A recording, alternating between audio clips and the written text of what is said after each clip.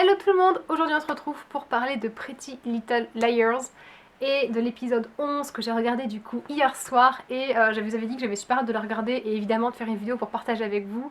Ça fait super longtemps que j'ai pas filmé et je vous avoue que j'étais énormément prise par ma fac et puis très sincèrement j'avais plus forcément envie non plus. Et là quand même avec l'épisode de PLL et vous m'avez envoyé des messages, vous avez été super adorables, vous m'avez trop donné envie de reprendre ma chaîne aussi. Et je me suis dit que de toute façon, quoi qu'il arrive, j'étais obligée quand même de... Enfin, je sais pas, on est quand même obligé de parler de PLL, quoi. Donc à un moment donné, il faut faire quelque chose. Donc c'est parti, j'allume ma caméra. Et comme ça fait hyper longtemps que j'ai pas filmé, il me dit que la caméra est vide. Donc je crois qu'on va devoir faire vite. Donc du coup, on va y aller un petit peu, entre guillemets, à l'essentiel. Qu'est-ce que je veux dire d'important? Alors, déjà, je voulais réagir de manière globale sur l'épisode, parce qu'il y a beaucoup d'entre vous qui m'ont eu des petits messages en me disant qu'ils avaient aimé l'épisode, mais que franchement, ça les avait pas transcendés. Perso, en fait, j'ai beaucoup aimé cet épisode. Après, c'est peut-être aussi parce que ça fait longtemps que PLL n'était pas passé et que du coup, le fait de revoir les filles, de revoir leur histoire, vous savez, on y est attaché à force et du coup, ça me fait hyper plaisir de les retrouver, de revoir leur style, leur look. En fait, les revoir, c'est un peu comme des amis, même si c'est pas vraiment le cas. Mais vous savez, quand vous aimez une série et que vous revoyez les personnages, en plus dans le cadre d'une nouvelle histoire, c'est pas des épisodes que vous re-regardez. Enfin, ça fait plaisir en fait, c'est comme si on revoyait des gens qu'on aimait bien, donc déjà rien que pour ça, j'étais contente. Mais j'ai beaucoup aimé l'épisode en général, je trouvais en fait, contrairement à la saison un petit peu précédente, là, les 10 premiers, où pour le coup, vous savez, je vous avais dit que j'avais marre, que je trouvais ça un petit peu redondant, qu'il y avait toujours le A du A du A et qu'on s'en sortait plus et que c'était casse-pied. Et en gros, depuis le coup de Charlotte qui a été révélé comme le Big A, quoi, je sais pas, j'étais un petit peu chouin-chouin. Enfin, j'avais l'impression qu'ils essayaient, vous savez, de faire l'épilogue de l'épilogue et de tirer au maximum la sauce, là, de la diluer pour continuer à faire du PLL, pour produire du contenu. Alors que concrètement, bah, c'était sec maintenant, il y avait plus rien à en tirer. On a trop pressé le citron, quoi. Vous voyez, j'avais l'impression qu'il se passait rien. Et bah, pour le coup, d'avoir eu cette grande pause et de revoir les filles, dans un cadre différent en plus, et je vais vous expliquer pourquoi, et bah du coup ça m'a ravie, j'étais trop contente, et du coup j'ai trop hâte de regarder la suite, et moi au contraire, justement ça m'enthousiasme en fait, donc voilà. Alors pourquoi je suis contente Déjà parce que ce qui m'a plu, c'est que les filles il y a un côté un peu plus dynamique. J'aime bien par exemple particulièrement le fait que Anna elle reprenne sa société, vous savez.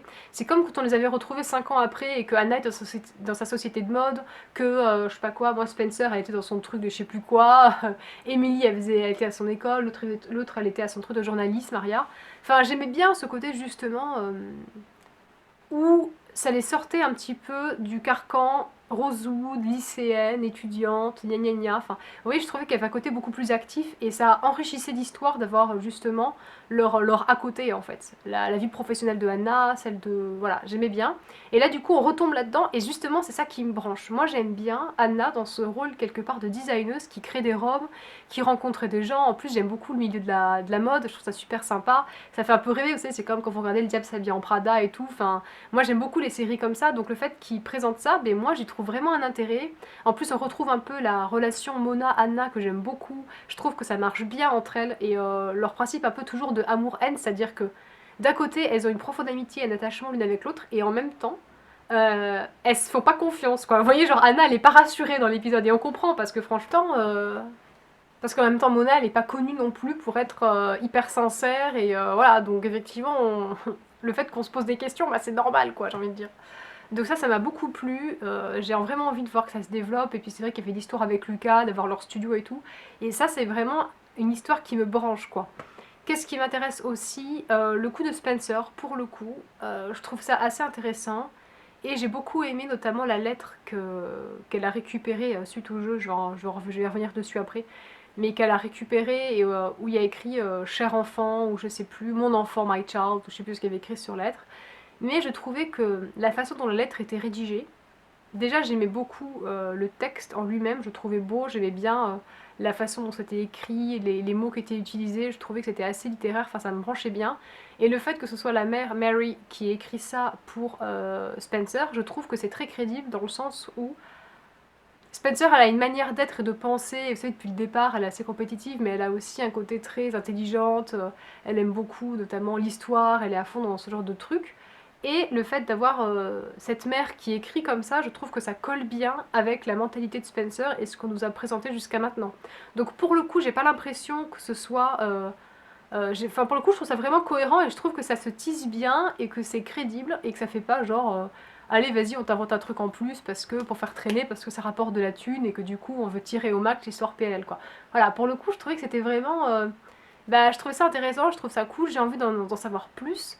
En même temps, qu'est-ce qu'on peut savoir de plus parce qu'on sait déjà tout quelque part. Bon voilà, après Spencer elle le prend mal, bon perso, il y a un moment donné sa mère, certes c'est pas sa mère biologique dans le sens où elle l'a pas enfanté, enfin elle l'a pas porté, mais concrètement ça fait quand même 25 ans qu'elle se l'appelle quoi. Donc voilà, c'est elle qui lui a donné le biberon, c'est elle qui l'a élevé, c'est elle qui lui a appris à faire du vélo, enfin bon, à un moment donné c'est elle sa vraie mère, c'est pas Mary Drake qui a jamais été là de sa vie, qui a jamais été là pour elle. Donc bon, mais je comprends qu'elle soit bouleversée. Enfin, ça m'intéresse quand même de voir ce qu'ils vont en faire après, parce que je me demande comment ils peuvent faire la suite finalement. Mais je trouve ça quand même assez intéressant.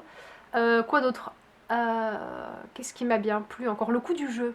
Et j'ai trop aimé ce coup du jeu, quoi, les gars. Ça vous plairait pas, vous? Non, bon, j'avoue, ça me plairait pas qu'on me menace de me balancer aux flics parce que j'ai déterré un corps. C'est peut-être pas très... Mais j'aime bien quand même. euh, J'aime beaucoup le fait que ce jeu, enfin je trouve ça super sympa en fait, ça me rappelle un peu de Jumanji quoi, je sais pas si ça vous, voilà, mais ce dessin animé, je sais pas si ça vous parle, mais ça me rappelle bien de Jumanji, j'ai bien aimé le jeu, je trouvais que c'était assez sympa en plus niveau graphique, et j'avais l'impression, et je veux trop vous demander votre avis là-dessus, c'est hyper important, est-ce que vous avez pas l'impression que c'est un jeu bienveillant?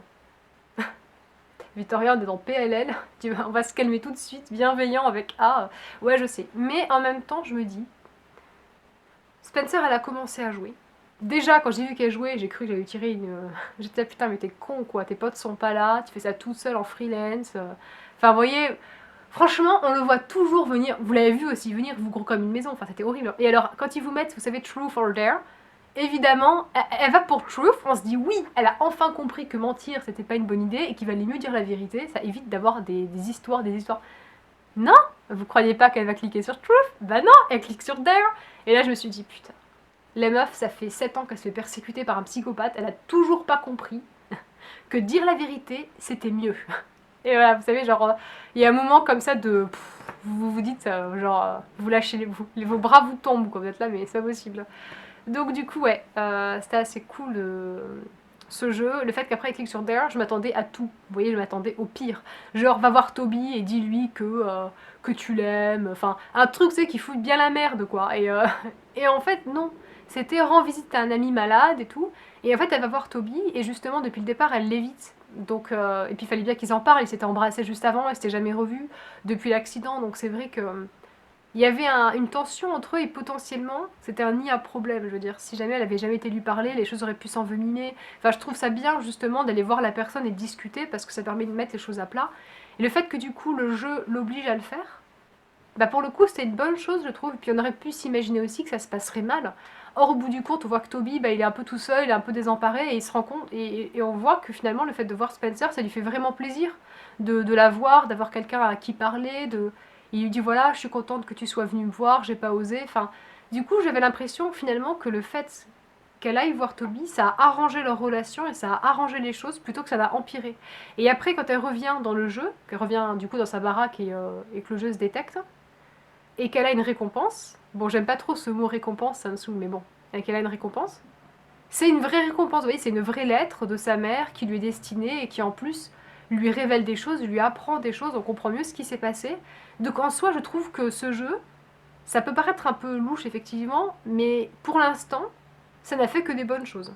Alors après, ça menace effectivement derrière de les dénoncer si jamais elles font pas ce qu'ils veulent. Et par la suite, ça va forcément s'empirer. Mais en l'état actuel des choses, bah du coup, je trouve ça plutôt bénéfique et je trouve ça trop bien. Vous aimeriez pas, sérieux, qu'il y ait un truc comme ça? Enfin, ça, je suis folle en fait, je crois. Mais genre, je sais pas, je trouve que pour le coup, ça l'a poussée à faire quelque chose qu'elle n'aurait pas fait sinon. Et pourtant, c'était une chose essentielle qu'elle aille parler à Toby, quoi. Enfin, je veux dire, donc le fait qu'on l'y oblige, je trouve ça super bien. Vous voyez, c'est... Pour le coup, ça lui a botté les fesses pour que... Voilà, et ça m'a plu. Donc j'aimais bien.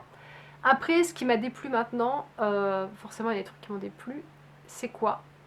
C'est... le fait qu'à la fin de la saison, la première partie de saison,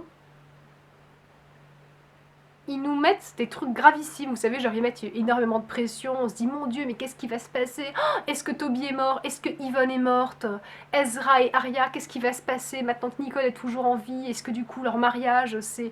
Vous voyez, ils vous mettent une tension de ouf, et en fait une fois que la saison reprend, vous regardez l'épisode, vous vous dites bon, attendez les gars, enfin ça fait genre 5 mois qu'on attend, on a envie de savoir ce qui se passe, Toby il est en vie, Spencer est-ce qu'elle est vivante, Mary Drake est-ce que c'est vraiment sa mère? Vous voyez, on se pose trop de questions quoi. Bon, moi je savais très bien que Spencer allait être vivante et Toby aussi parce qu'ils pouvaient pas les faire mourir.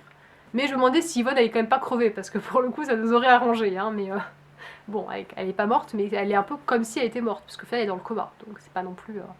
Mais et en fait, hein, ils s'en débarrassent, ils en ont rien à foutre quoi. Genre ils arrivent, font ah Toby, salut, ça va? Ouais, ça va. Bon bah j'ai eu un accident de voiture, mais je veux bien. Spencer elle va bien? Ouais ouais, Spencer elle va bien. Pouf, et on passe à autre chose. Et toi, t'es là, mais t'es sérieux? Ça fait 5 mois que tu nous fais stresser avec ton bordel là, et puis tu. Donc, c'est ça qui m'a dérangé, c'est la gravité qu'ils avaient apportée aux événements, l'intensité qu'ils y avaient mis, pour au final te liquider ça en 2 coups de cuillère à peau et passer à autre chose quoi. Donc là, j'avoue que c'était un peu. Assez décevant. Je trouve qu'ils ont fait trop monter la mayonnaise pour pas grand chose derrière quoi. La seule chose qui était cohérente, c'était le coup d'Arya, parce qu'ils ont gardé la tension qu'il y avait. Le fait que du coup Ezra garde Arya chez lui, du coup j'étais hyper étonnée parce que je pensais vraiment qu'ils allaient nous faire la dualité du Ezra perdu qui sait plus ce qu'il veut faire entre Nicole et Arya elle sait plus, et enfin voilà. Je pensais qu'ils allaient encore nous faire éterniser la situation. Et en fait, il semblerait que Ezra ait pris une décision. Mais par contre, ce que je pense, c'est qu'il n'en a pas parlé à Nicole. C'est-à-dire quand il lui a dit ouais Nicole, j'essaie d'en parler à Nicole, mais elle n'était pas prête. Je pense que c'est une manière de dire qu'il a commencé à parler à Nicole, et qu'elle était tellement persuadée qu'ils étaient toujours ensemble et qu'ils allaient se marier, Nicole et elle, qu'ils allaient avoir des enfants, que c'était l'homme de sa vie, qu'il n'a pas osé lui dire en fait je ne t'aime plus et je me suis remis avec Arya et c'est avec elle que je vais me marier. Vous voyez ce que je veux dire? Donc je pense qu'ils vont quand même nous faire un peu traîner là-dessus, mais bon pour le coup ça me dérange pas trop. Euh, le coup d'Yvonne qui est dans le coma, bah ça je m'en fous parce qu'en fait je m'en fiche de cette meuf. Voilà. Et est-ce qu'il y a autre chose? Ah oui, puis après il y a le coup d'Arya avec Caleb. Bah pour le coup, je n'ai pas pensé grand chose en fait. Quelque part, ça m'a pas trop affecté. Par contre, ce qui m'intéresse beaucoup, moi, c'est de savoir Spencer ce qui va se passer. Parce qu'elle est préoccupée par sa mère, mais moi je suis toujours pour elle et Inspecteur Fury, les gars. Moi j'y crois trop quoi. J'y crois trop. Je trouve qu'ils vont trop bien ensemble. J'ai trop envie de les voir ensemble. Voilà. C'est mon truc à moi perso. Et après, oui, il y a le coup de Jenna à la fin qui est en train de lire. Ça pour l'instant, franchement, on n'a pas assez d'infos pour pouvoir en tirer quoi que ce soit. Donc j'ai envie de dire, bah écoutez, advienne que pourra, on verra bien ce qui se passe. Parce que actuellement, là, j'ai rien de plus à dire en fait. J'en sais rien de plus, je sais pas. Quelque part, elle a l'air de découvrir ça et d'être super contente de trouver ça parfait parce que finalement, Endgame, ça y est, c'est la fin de la partie. Quelque part, on règle les comptes. Finalement, c'est un peu ça que ça veut dire. Enfin, en tout cas, c'est comme ça que moi je le perçois. Et je me suis dit, bon, ben. Le fait que ça plaise à Jenna, c'est pas forcément une bonne chose pour les Liars. Donc du coup ça me laisse penser que finalement le jeu, qui pour l'instant s'avérait bienveillant, enfin en tout cas a fait une action positive, va partir en sucette clairement à la suite. Donc voilà. Écoutez, du coup j'ai vraiment hâte de voir la suite. Je voulais vous parler d'un petit truc viteuf avant que ça coupe la batterie. Je voudrais savoir, vous avez regardé ou pas du coup le nouveau truc là, Famous in Love? Parce que moi je compte regarder en fait. Et si ça me plaît, je pense vous faire des vidéos dessus. Est-ce que ça vous branche? Vous savez quoi, je vais vous faire un sondage, je vais vous demander en barre d'infos là, si jamais vous voulez que je fasse un truc sur Famous in Love. Parce que si c'est la même réalisatrice qui l'a faite, franchement, bah, moi ça me branche bien. Alors après, j'ai pas regardé encore, mais franchement, je suis trop enthousiaste et j'ai vraiment envie de trouver une autre série cool où on puisse partager ensemble. Vous m'avez fait des propositions genre Once Upon a Time, Vampire Diaries, etc. Mais moi, franchement, ça me branche pas trop. Pour être honnête avec vous, ça me botte pas. Puis c'est des séries qui sont un peu vieilles, quoi. Moi, j'aimerais pouvoir regarder une série qui vient tout juste de démarrer pour qu'on puisse débriefer ensemble. Je trouve que c'est plus sympa, c'est plus stimulant que de reprendre une série de l'initiale alors que tout ceci bien, il y a déjà 6 saisons dedans, enfin voilà quoi. Genre faire Grey's Anatomy ensemble, ça n'a pas tellement d'intérêt, ils en sont à la saison 11, là je sais plus combien ils en sont, mais c'est infernal. Donc je pense que ça peut être cool. Donc dites-moi ça, et également je vais regarder la vidéo, la série dont tout le monde parle là, 13 Reasons Why. Et du coup je voudrais savoir si vous voulez qu'on se check ça ensemble. Je pense pas vous faire une vidéo par épisode.